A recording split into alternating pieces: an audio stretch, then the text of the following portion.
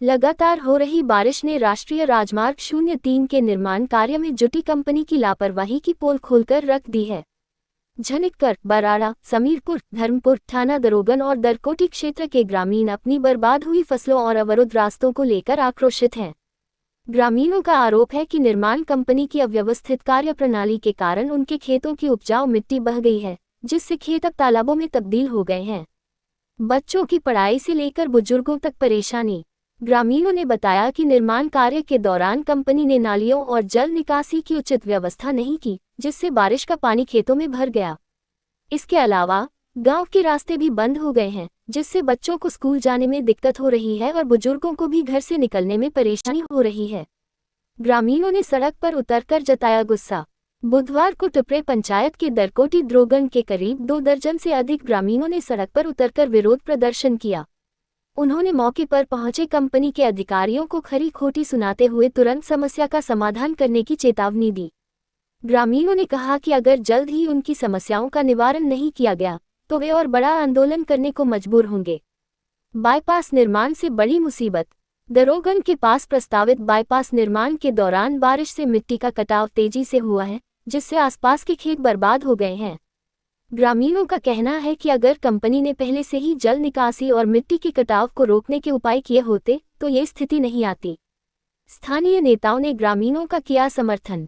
इस विरोध प्रदर्शन के दौरान स्थानीय वार्ड सदस्य सुमन चौहान, जगदीश चंद्र, शक्तिचंद और आशा कुमारी सहित दर्जनों ग्रामीण मौजूद रहे। नेताओं ने कंपनी प्रशासन से मांग की कि वह तुरंत क्षतिपूर्ति का प्रबंध करे और निर्माण कार्य को ग्रामीणों की समस्याओं को ध्यान में रखकर आगे बढ़ाए।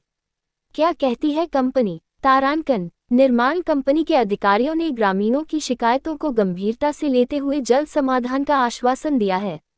हालांकि ग्रामीणों का कहना है कि अब तक केवल आश्वासन ही मिले हैं, जबकि धरातल पर कोई सुधार नहीं हुआ है। अब देखना यह है कि प्रशासन और कंपनी ग्रामीणों की मांगों पर कितनी जल्दी और प्रभावी ढंग से कार्रवाई करती है। अगर ऐसा नहीं हुआ तो यह आंदोलन और भी बड़ा रूप ले पानी सकता है। मिट्टी पड़ी हुई है ना इसमें खेतों के साथ, इसमें नाला बनना चाहिए और इन्होंने रात को जो है मशीन लगाई और पूरी खेतों में डाल दी है।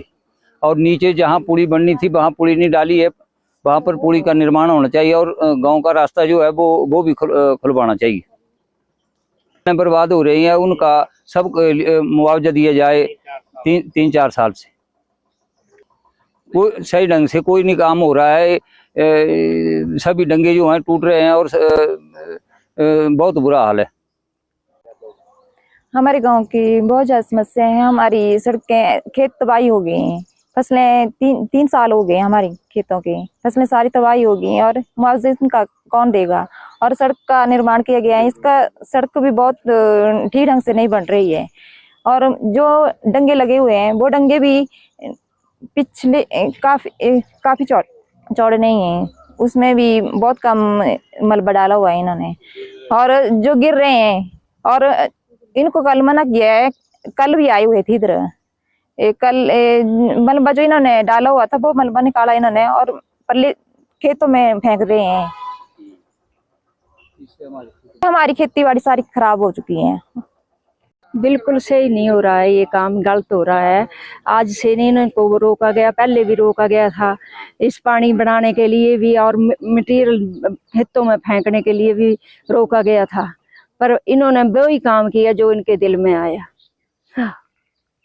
ये काम सही होना चाहिए। इधर नाली बननी चाहिए एक तरफ और एक तरफ मटेरियल फेंका हुआ है। रात को भी फेंका, दिन को भी मना किया था हमने, तो रात को भी इन्होंने गाड़ी चलाकर वो फेंक दिया। तो इनको ये साफ होना चाहिए मलबा हमारा। रोड बनाते रहे, हमारे को कोई दुख नहीं है इसका। बनाए। हाँ।